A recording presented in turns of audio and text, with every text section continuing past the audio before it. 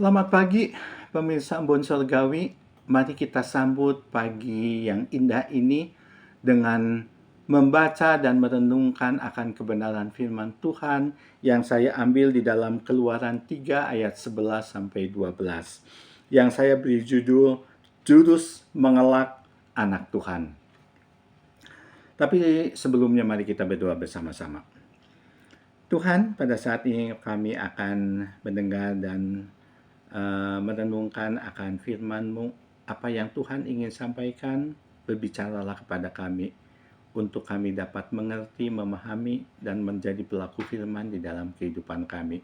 Terima kasih Tuhan untuk kesempatan ini. Di dalam nama Tuhan Yesus saja kami berdoa. Amin.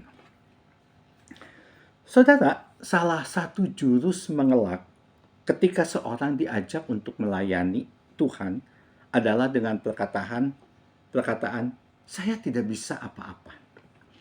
Sebenarnya ini jawaban yang cukup menyedihkan dari seseorang yang sudah menerima Yesus. Menyatakan bahwa tidak ada yang bisa diberikan dari dirinya untuk melayani Tuhan, itu sangat-sangat menyedihkan.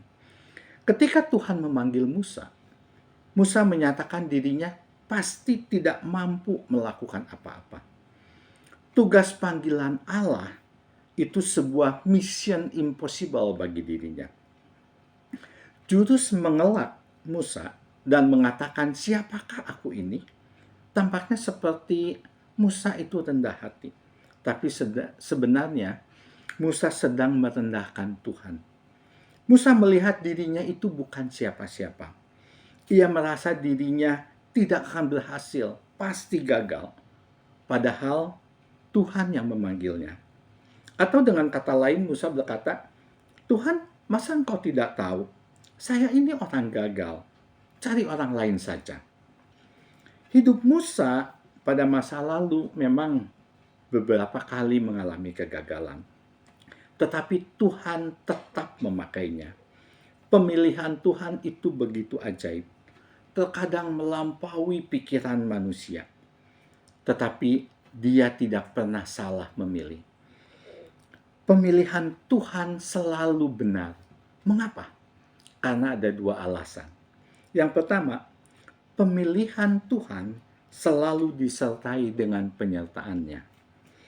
Oleh sebab itu Tuhan berkata kepada Musa, bukankah aku akan menyertai engkau? Itu ada di dalam ayat 12.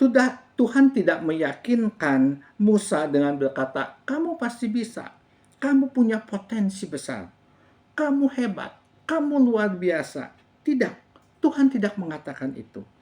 Tetapi Tuhan mengatakan, bukankah aku menyertai engkau? Mengapa Tuhan mengatakan itu? Supaya Musa tidak bersandar pada kekuatannya sendiri, tetapi bergantung kepada kemampuan Tuhan. Jadi baca sekali lagi, aku akan menyertai engkau. Musa berjalan bersama Allah yang maha besar. Musa tidak pernah akan melayani dengan kekuatannya sendiri. Itu alasan yang pertama. Alasan yang kedua, mengapa Allah tidak pernah salah memilih? Karena Tuhan mempersiapkan dan membentuk seseorang yang akan dipakainya itu melalui proses. Mari kita lihat Tuhan memproses Musa. Selama 40 tahun, Musa dibesarkan dengan hak istimewa.